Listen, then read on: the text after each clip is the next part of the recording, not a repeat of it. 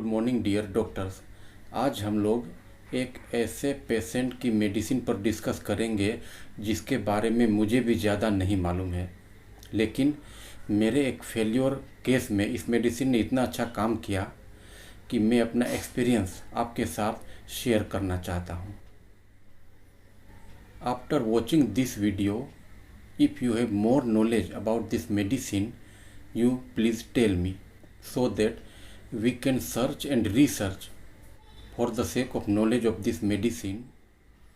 अगर आप इस दवा के बारे में कुछ और जानते हो माइंड सिम्टम्स को लेकर तो आप मुझे बताएं, जिससे हम लोग कुछ और समझ सके, आगे बढ़ सके इस मेडिसिन के बारे में।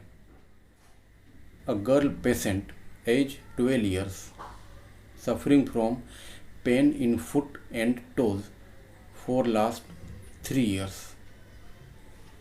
इस बच्ची से मैंने बहुत कुछ पूछा पर बहुत ज़्यादा कुछ समझ में नहीं आया।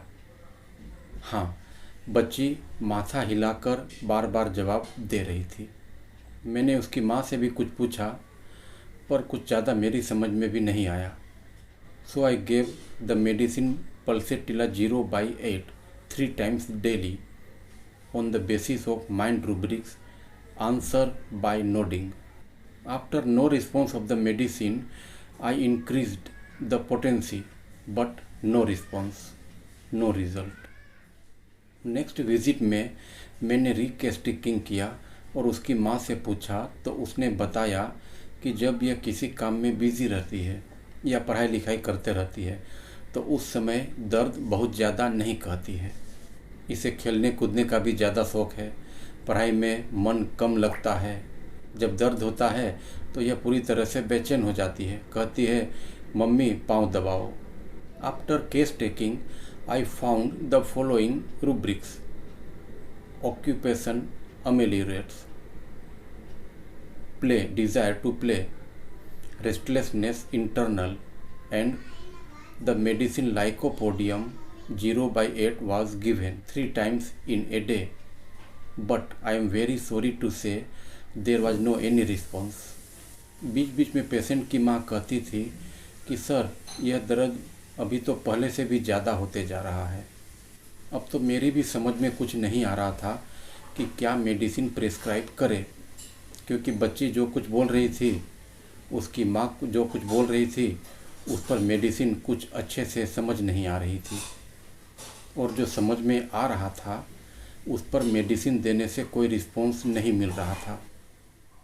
नेक्स्ट विज़िट में मैंने फिर बच्चे से और उसकी माँ से पूछा कि जब दर्द बहुत ज़्यादा होता है तो बच्ची क्या करती है, आप उससे क्या पूछते हैं।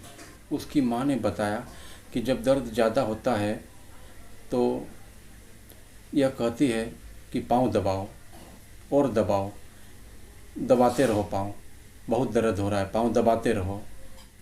और बच्चे की माँ ने यह भी कहा कि यह मुझे ही पाँव दबाने को कहती है, और कोई पाँव दबाए तो यह उसे अच्छा नहीं लगता है, मुझे ही कहती कि नहीं तुम ही पाँव दबाओ। Here I goat the 2 very important mind symptoms and these rubrics are applied very frequently: carried, desire to be carried constantly, clinging to person or furniture, and the medicine was antidote on the basis of these 2 rubrics।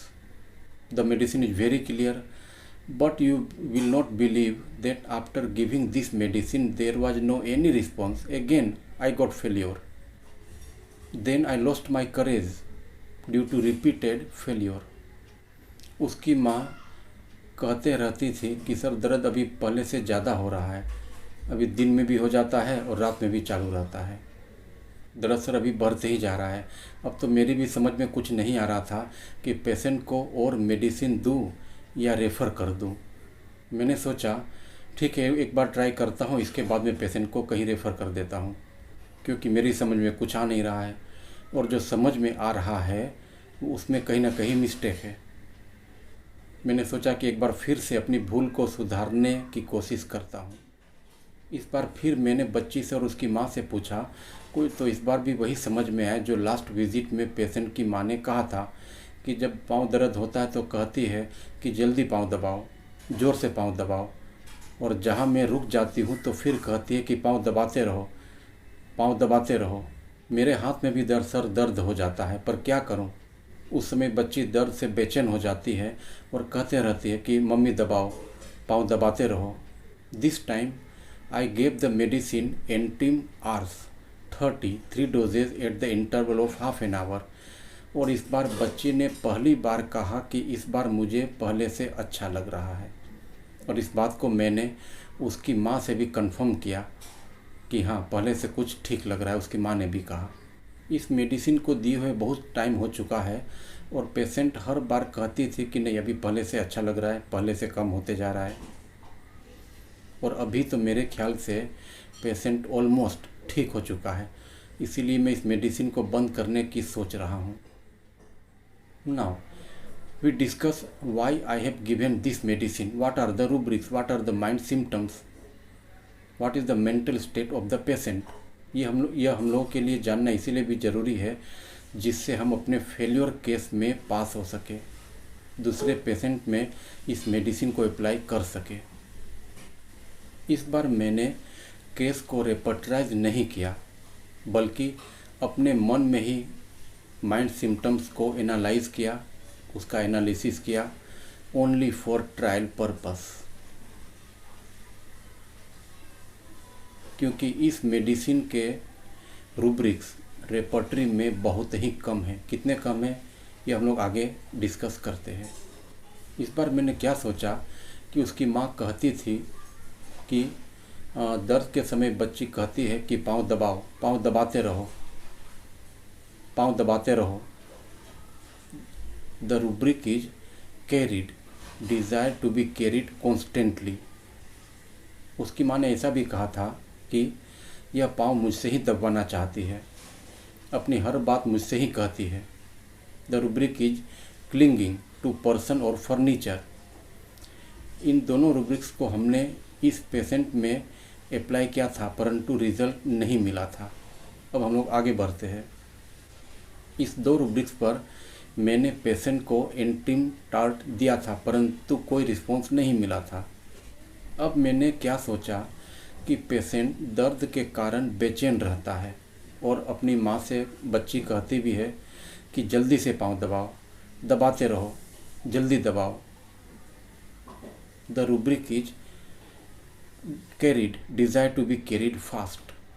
अब इन तीनों rubrics को मैंने समझने की कोशिश की तो उसका मेंटल स्टेट मेरी समझ में आया कि इसकी एक ही मेडिसिन होनी चाहिए, antim ars, not antim tart.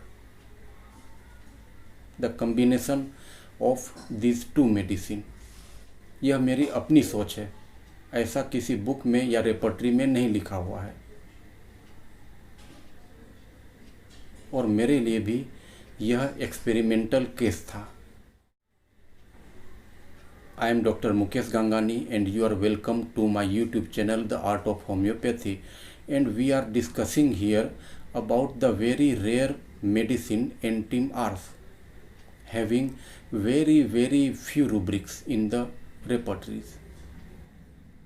Case में इम्प्रूवमेंट मिलने के बाद मैंने क्या किया कि मैंने इस मेडिसिन को कारा में सर्च किया, रडार में सर्च किया, मर्फी में सर्च किया, परंतु आश्चर्य की बात मेरे लिए यह रही कि किसी भी रेपर्टरी में इस मेडिसिन के 3-4 रूब्रिक से ज़्यादा नहीं मिले।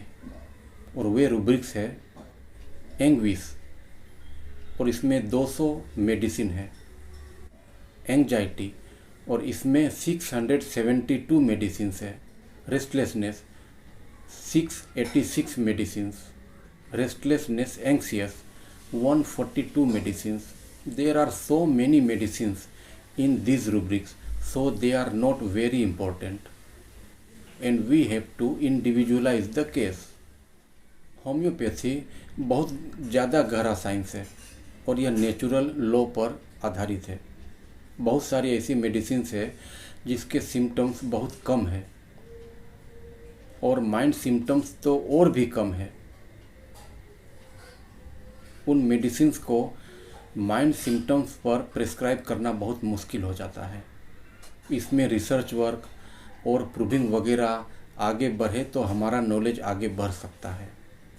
होम्योपैथिक में बहुत सारे ऐसी मेडिसिन है जो दो मेडिसिन के कम्बिनेशन से बनी है, उसकी प्रूविंग उस तरह की गई है, परंतु उसके माइंड रूब्रिक्स बहुत कम होने के कारण हम उसे अप्लाई नहीं कर पाते हैं। इसीलिए यह हमारे लिए सर्च और रिसर्च का विषय है। ओके डियर डॉक्टर्स, समय समय पर हम लोग मिलते रहेंगे। तब तक के लिए अपने पेशेंट का ध्यान रखें, अपना ध्यान रखें।